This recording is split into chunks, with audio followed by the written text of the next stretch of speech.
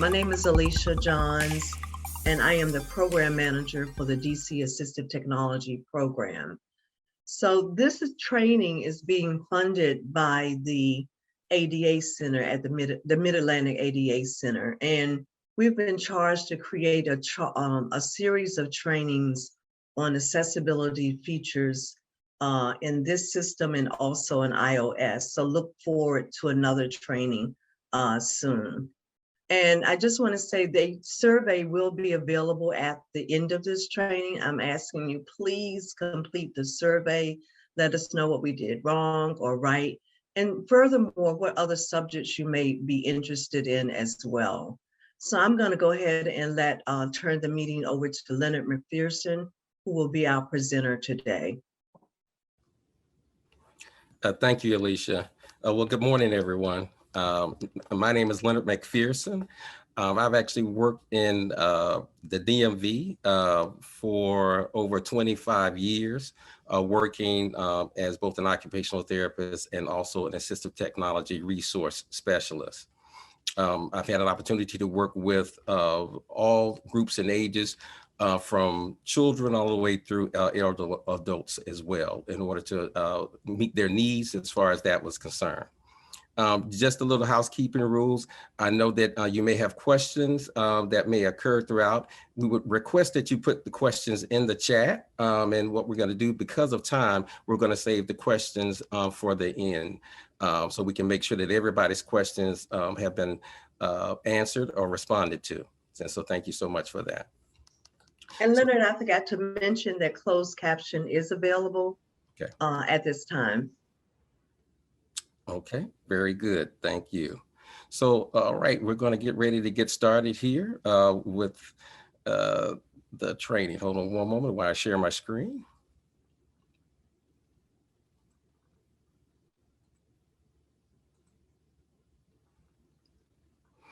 All right. Again, thank you for joining. And we're here today to talk about the topic of accessible technology for life.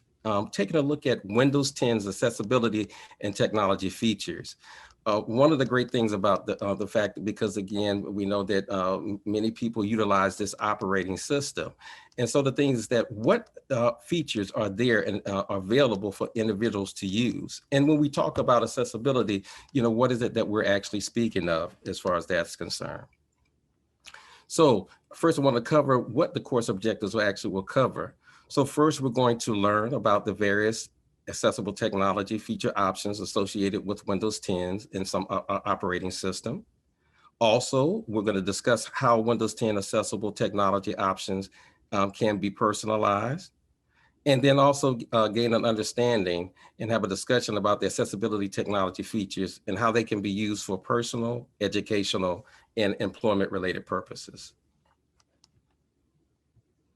So when we, excuse me, when we talk about accessible technology features, that we're talking about technology that can be used successfully by people with a wide range of functional abilities. When technology is accessible, each user is able to interact with it in ways that works best for him or her. For example, when using a desktop computer, there are multiple ways to input information via a mouse, a keyboard, or through speech recognition system, just to name a few. So if the operating system on the computer is accessible, it will work for any of them. When we talk about Windows 10, Windows 10 actually has a settings section that's called ease of access. And part of this ease of access settings section, it actually deals with accessibility features and which are identified under this particular session. And it's specifically in order to allow for easier use with the computer, mouse, and monitor. Now, under ease of access, they have it broken down into 3 categories. And those categories are as follows: vision, hearing, and interaction. Again, the accessibility features are vision, hearing, and interaction. Let's take a look at the first section, which is vision. When we talk about vision, we're taking a look at, again, how things look and may actually be as far as display. And so when we take a look at the area under that, it takes in consideration how may things look and how they're viewed, and how things can actually be easier seen on the screen and viewed for viewing as well as reading. So when we take a look at this, we take a look at display. When you go on under the ease of access settings section and you pull it up, this is what will actually pop up in reference to, again, the area for display. As you notice, you can see here, it actually allows for you to take a look and see, as far as one, being able to make text bigger. So you can adjust the text size in order to enlarge the text in order to meet your individual specific needs. This is a way of being able to personalize it for you and yourself, or even others to have the opportunity to be able to personalize it in order to meet their needs and for increasing the text size for that. In addition to just, and specifically doing the text being increased and enlarged, you also can make everything bigger. So that means the size of the apps, as well as the display, and as it's actually being seen, can actually be enlarged too as well. And this is definitely beneficial, especially, again, depending on what you may be doing on the computer, whether it be searching on the internet or doing different things of that nature. You can actually make sure that the things are made large enough so that it's actually made available for you. And this actually fits all individuals and types of persons who may have a need for that to happen. And so that's very beneficial. And then in addition to that, you can also make things brighter on the screen. And this is important because, again, during periods of time where there needs to be an increase in brightness, then that can actually be done. So it can be modified to be made brighter. That can also allow and assist with greater productivity as far as that's concerned. But there also can be a balance too as well. If the brightness needs to be decreased, then it can also be done so in order to make sure that there may not be too much strain on the eyes, depending on the work that's being done and in the setting that is being done. So it allows for the variability of being able to modify that in order so it can actually be seen. And this then helps to work on getting with personalizations and personalizing it for your individual needs. Next, there's also the opportunity to be able to take a look at the mouse pointer. Now, when we talk about the mouse pointer, that's what you use to manipulate with the mouse that you're actually going on the computer screen itself. And so in this particular sense, it allows for you to customize the actual mouse pointer, and you customize it in a way that it can actually be customized for the color of the pointer, as well as the size, and then also even to be able to provide and give feedback. So we see here, when we go to the settings section for the mouse pointer, it allows for you the opportunity to increase the pointer size. As you see, the arrow, it actually is represented there for the pointer, and how it can be increased in order to, modify to what your needs are. There will be those who wants a smaller one to be able to feel that they can maneuver and manipulate it better to that. But there's others too who would prefer to have a larger mouse pointer represented on the screen, and it allows them to be able to be more approximate in some cases, as far as approximate for that. And in addition to actually being able to change the size, you also have the opportunity to be able to change the color too as well. So for example, the arrow that's seen there that's white currently, it can actually be changed to the various colors that are seen below in order to, again, meet the needs of what's there as far as that's concerned.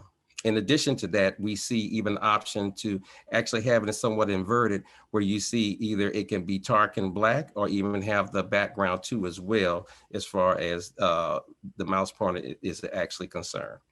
And then lastly, again, it can be provided where you can actually have it where it can do visual feedback. And that's actually around the touch points where you can see as far as the touch screens too as well. So it gives the opportunity, again, to make it personal for individuals in the way that they would like to use or utilize it, and for others to be able to do so as well. Next, we take a look at the cursor, that which actually pops up, once you actually clicks and approximates with the mouse pointer in place. And how that also can actually be modified and changed too as well to meet your needs. So when we take a look at the text cursor, we see that, again, you have it where the indicator can actually be present there as far as it being present. Once you click, to where you want it, whether it be clicking into an email, clicking into a word processing document itself, and then again, being able to use it where you can actually increase the size of it. So if you have a need of really wanting to make sure that you know where things are and where they would be, you have the opportunity to be able to do so and put that in position.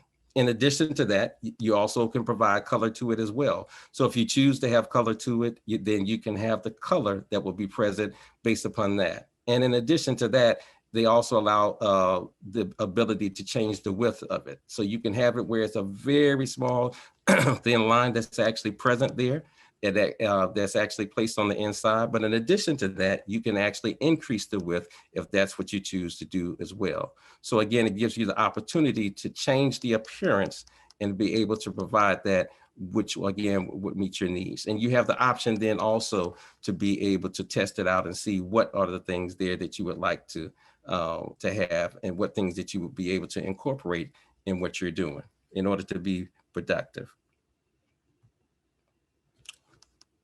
Now, the next portion actually gets into, again, magnification. We talked about earlier as a part of it, again, being able to make things, larger, bigger, but this actually gives more opportunity for you to actually get more specifics and being able to enlarge and do some enlargements on the screen, computer screen, and whatever you actually may be doing at the particular time, giving also some more options to allow that to happen and to occur.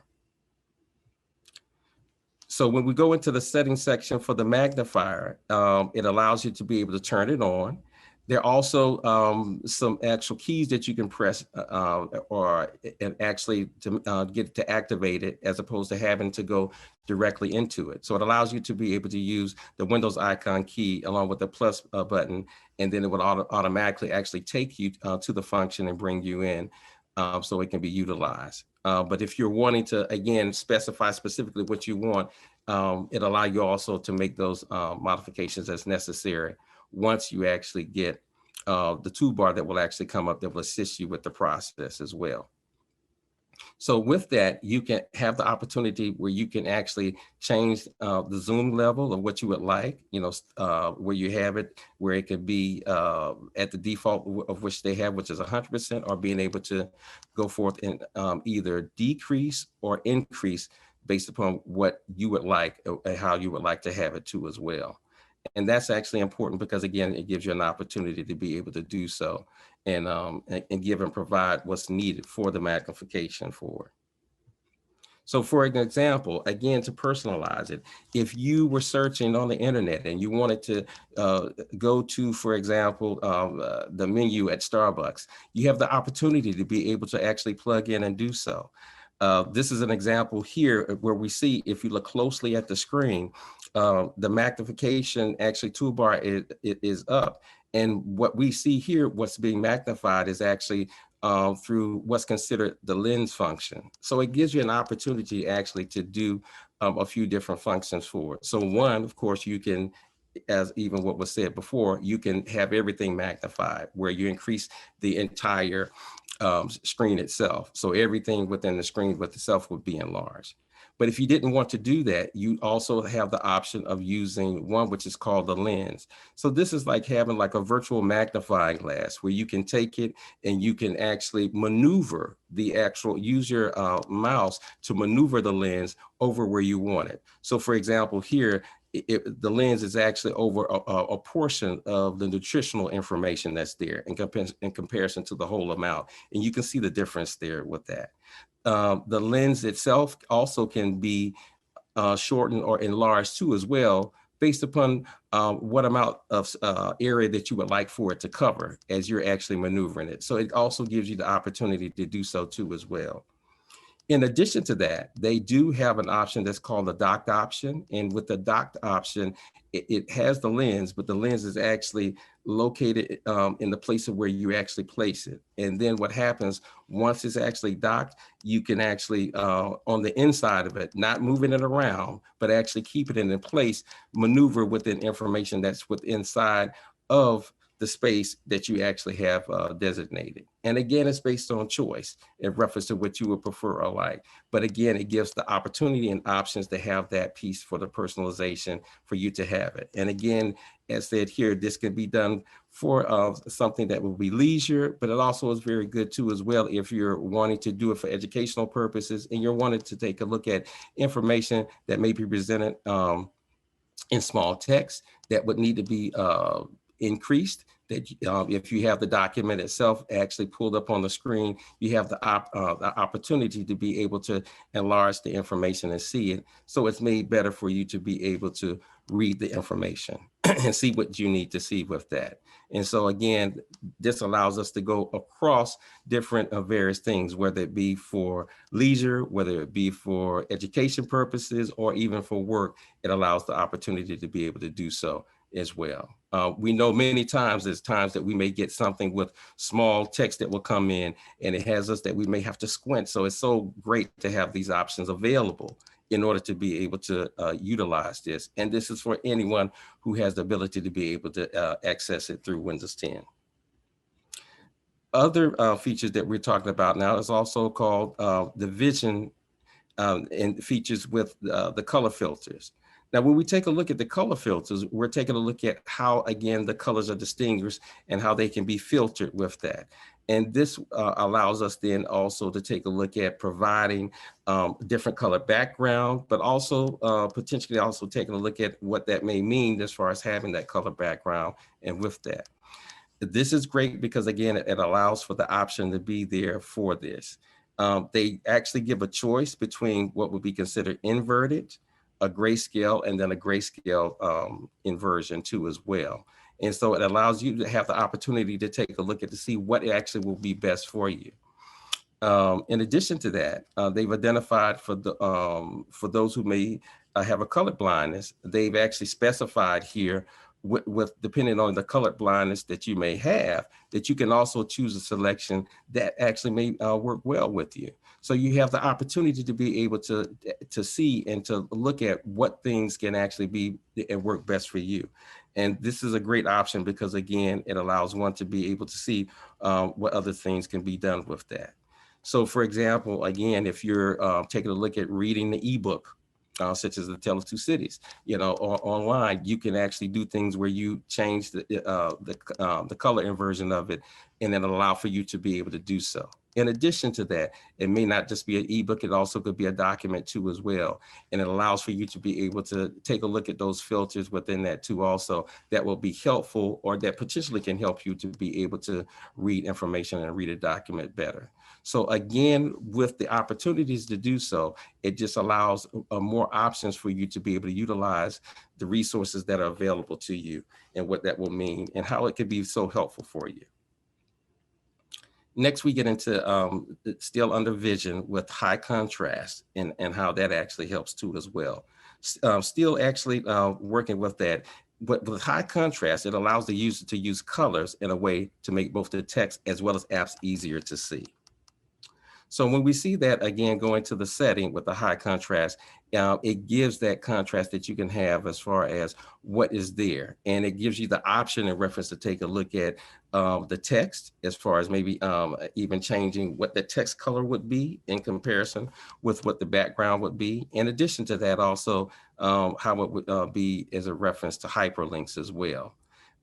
It gives you the ability to take a look at the different options with that and also take a look at having more distinct colors and being able to have those distinct colors utilized based upon what your needs may be. And here, for example, what was chosen, they have different contrast levels. So with this one, as you see, when it's activated, you can see how it's changing. So when you see the text color itself actually has changed and having a green text color, but having a black background. And how for some, by having the lighter color text on a black background can actually work well, as opposed to having a white background and having black colored text or letters. So it gives you the variability to be able to take a look at what things are. And again, these things can be done, whether you be utilizing a Word a word processing document that you may be using, or even again, being on the web and searching the web. And it allows, again, the ability to be able to use these things and do it interchangeably. So if you want to actually use it, you have that available. And then if you want to change it back, that you also have the option to easily change it back to what the default is or what it originally was, or even choose another option that's there. So it's great to know that the options are available to take a look at within this and to be able to utilize it in the best way possible for yourself or other individuals too, who may have a need. Here's an example of a word processing document where, again, as opposed to what you saw earlier, where there was a black background, we have a white background with some dark lettering that's on there, but then also there's portions of it actually that had a darker background as well as a white lettering. And sometimes this is helpful to have it that way so it can be distinguished too between that. So again, this is just to show that you have different options and varied options of what can be used depending on what you're doing and based upon what you would like to do. Again, whether it be for leisure, whether it be for educational purposes or for work related. The next section actually gets in, which is still under vision, which is called the narrator. Now, with these setting features, this allows the user to hear content read aloud to them from the screen. People may know them as being screen readers, which is great. So again, we're talking about reading what's actually on the screen, but also hearing too the other options of what's there too, or the content that is on the screen as well. This particular setting actually comes with quite a few feature settings as a part of it. It allows you to do quite a bit with that. And so again, depending on actually what do you want to do as far as having it, that does it start off when things start off, that it automatically starts off, there for you. Do you have it as far as when you go to the home system, what that would mean for that? And then to have it for those features to be able to specify when and where you would like it. In addition to that, it does provide a few options of both male and female voices. So you can actually take a look at what the options they have available. Now it's not a whole lot, but there's still a few options that are there. You can choose the voice option that you would prefer and that you would feel that would actually, you respond well to as well. And that's better for you. In addition to that, you also can control the sound, the pitch too, and also the speed of the voice. So if you need the voice to slow down, you can slow the voice down. If you need it to be faster, it can be faster. And again, control of the pitch. So it allows you some variability there to be able to, again, personalize it. That will actually make it something that's most suitable for yourself. And this is, again, just showing then the other options there, again, being able to change the voice speed, being able to change the pitch, and then also be able to also control the volume too as well, as far as that's concerned. In addition to that, it also gets into, again, what is the interaction like as far as your reading and what that will actually mean as far as getting the feedback that you would like to get back in order that's actually helpful, for you. And again, this is great when we talk about its usage in many different instances, again, as far as what it may be used, for you. In many cases, we know that this has actually been put in place for those who have low vision or who may be blind. But in addition to that, we found that this is also can be useful for those also who have maybe challenges with reading, and also for them actually helping to have information read to them. In some cases, from an educational standpoint, in addition to the reading, that also can be also helpful for those who have a tendency actually to be inattentive. And sometimes by just hearing things read aloud to them, it can allow for a better focus and attention too as well. So again, it can have varied usage of how it can be utilized and be effective for people of different abilities and what they may have, and also something that also could be helpful in meeting their needs too as well.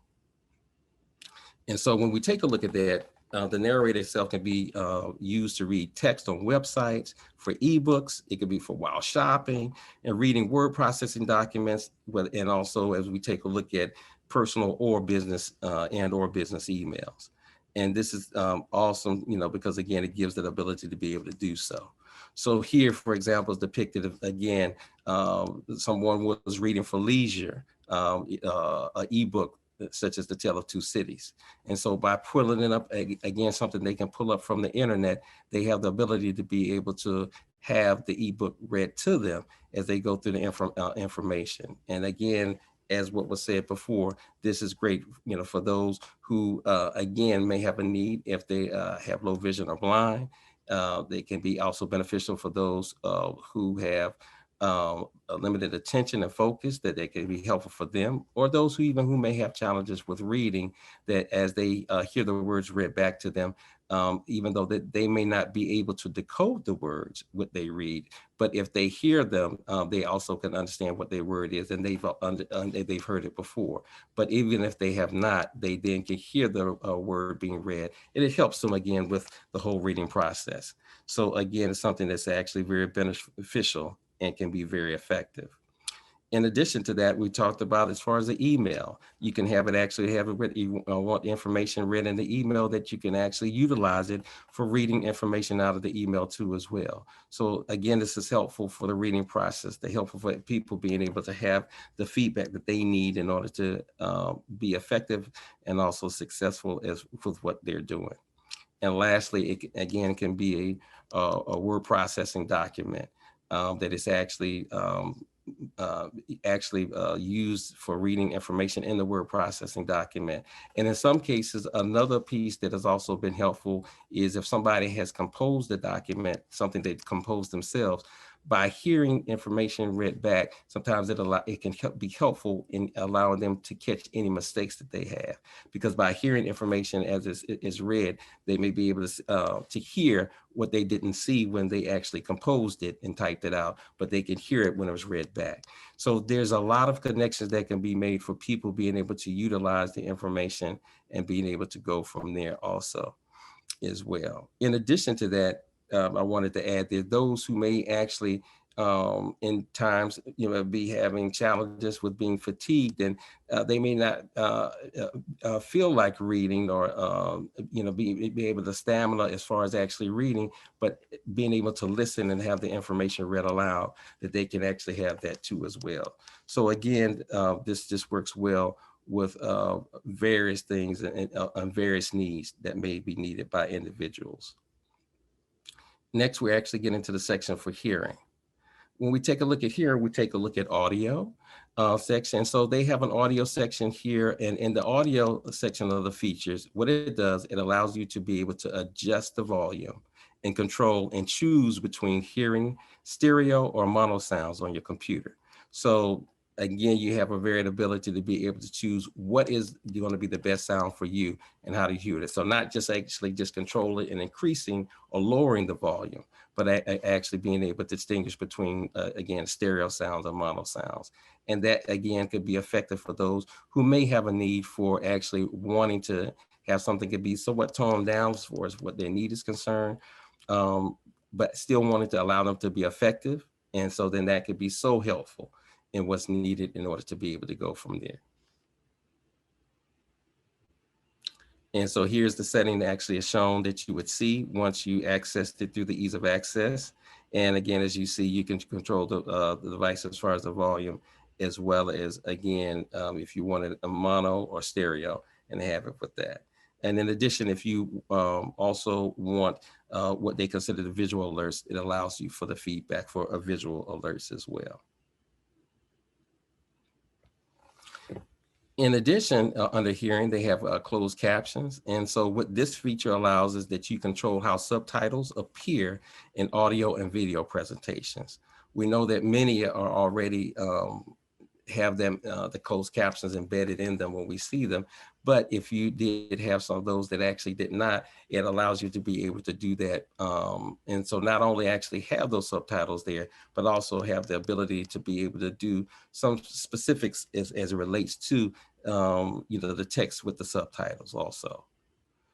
So here, as we see in this section, what we have, again, as you see in the preview, it allows you actually showing what the captions would look like in that particular picture But you also have the, even so we see that the actual text is white in color, you do have the option to be able to change the color. So the color could be changed from white to red, or it could be changed to black. So it does give those personalized options that allow you to be able to do so. In addition to color, it also allows for you to actually take a look at the transparency as well of that. So you can also be able to change how that looks, that makes it beneficial for you to be able to control, again, the actual visual effect of the captions itself. And then also you can change it from style. In addition to style, you also can change size. And in addition to size, you also can change the effects and how that will be. And so with that, you have the ability to be able to also modify and change it so that it can be personalized to meet your needs. And so in addition to the subtitles and getting the information as far as the text that's actually being read out, you also are actually receiving, again, the ability to be able to modify it from a visual standpoint too as well to meet those needs. And again, this is again showing the other options too as well that you may have in reference to, again, the caption size that is there and the effects for that. And then also taking a look at the background of what that background may be as far as how that can be used. Also, it also has an option that allows you to be able to dim the window content and then take a look at what that window color is. And then also take a look at what that may also bring as far as the opportunity. So there's a lot of really nice feature options and specifics for personalization that have actually been built in to the Windows accessibility options as well. Interaction. So when we talk about interaction, this is we think about as far as example, the interaction that they've actually connected with speech. So this feature allows the user to use their voice for typing or using the voice commands to control the computer. So this is a great option. So with that, so if instead of using your fingers and hands, that you have an option to be able to type. As you know, within the Windows system itself, they do have a limited version word processor, which is WordPad, which is a part of it, and it comes with it. But in addition to that, we know that you also use the word processor that Microsoft has, which is an additional piece, which is Microsoft Word. But within this, again, it has the ability for you to be able to do that and dictate the information. And again, it goes from there. It does actually take time that you have to get as far as that. I would say you may have to repeat yourself on what you're doing in order to work on getting it trained. But as with anything, things increase and get better as you use them and use them. So again, it's also a very good option to have that to be able to go from there.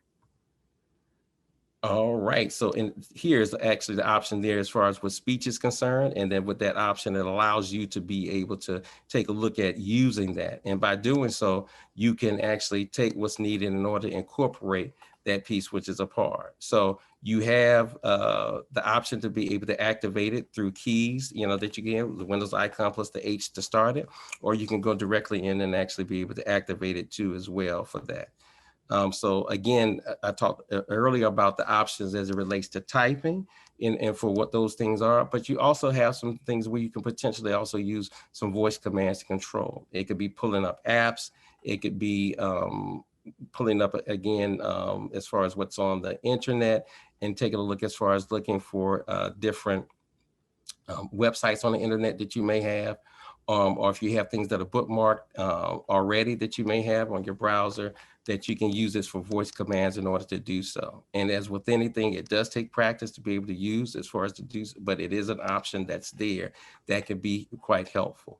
If you think about those who may have, again, going back to what I had mentioned earlier about fatiguing, that could be a problem as far as that's concerned. And then in addition to that, if they also have a need to just want to have the option for being able to do a combination of either typing with their voice and also typing with their fingers, those option pieces are there. So again, it allows for a variability of the ability to be able to use a speech as a way for both typing and also with some voice commands for controlling your computer device. Next, we have to talk about interaction with keyboard. Now, this actually is one that it has a feature here in settings that's used with what is considered to be a virtual or on-screen keyboard for typing. So you're not using the standard QWERTY keyboard that's actually that's on the device, but you're using that which is on a screen. And so for those who may want to choose to do so, they'll have those options that are there. If you have a touch screen, of course, then you can actually use it on the touch screen and interface with the virtual on-screen keyboard with the touch screen as you're typing the letters of that nature. If you don't have a touch screen, you can use your mouse to be able to also be able to maneuver and actually execute key strikes in reference to what you would like to type. Now, it's not one that's actually for fast web typing, but the option piece is there. In addition to that, the virtual on-screen keyboard also does have a scanning option. So for those, again, who may be fatigued and they may need to be able to use this, that could be an option that's there, because by holding the cursor over the letters, it does allow for the opportunity for the letters to be typed. So even though it's not a fast process, it can be effective for those who may need the option or opportunity to be able to do the typewritten work in a manner that's allowing for that and to be able to go from there. So again, it's quite effective in what's needed to be able to do that. And it's also very good. Here's the option that's actually there, that's ready and prepared. And so we see with the option, you have the options to be able to activate the on-screen keyboard and what that means for that. In addition, you have the use with the sticky keys too also, and with those options with the sticky keys for that, which are shortcut keys to be able to do things, again, instead of actually having to do multiple movements with that, you have the ability to be able to to use the few keys and as shortcuts to be able to also maneuver and do things as well with the keyboard. So these options, again, allow for a variability to be able to use it in a manner that will be helpful, but also allow for some personalization based on what the needs are. And the great thing is, because it is actually built into, again, which is already there, you already have the options available to you. So again, it's actually taking the time and opportunity to take a look and explore those options to see what actually would be best as far as that's concerned. Here's some other options too, as well as a part of that when you go into that, as far as the options as far as filter keys too, as well the keyboard.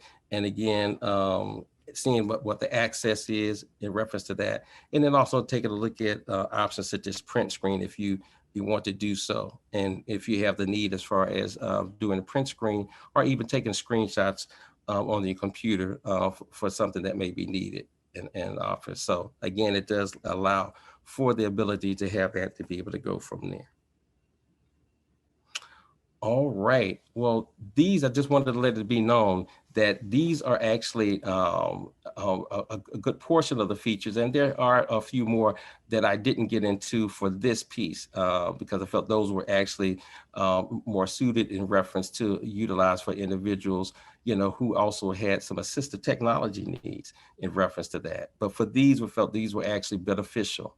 I tell everyone, take an opportunity and to take a look at and get into seeing about the ease of access, because you just may find that these accessibility options can be, or some of them can be of use to you, or if not yourself, it can be also used to others. We have to feel that I found that by using some things, even with those who are older, they found that in many cases that being able to utilize, in a varied way, whether again would be for personal usage. And we know that we're living in times where people are working longer. And so as we're working longer and there's the need to continue to be productive, we need to have resources around us that can allow us to continue to be productive and continue going. So a lot of these features are beneficial for those who are still working, and where we know that we're living in a world that we utilize computers for many different jobs.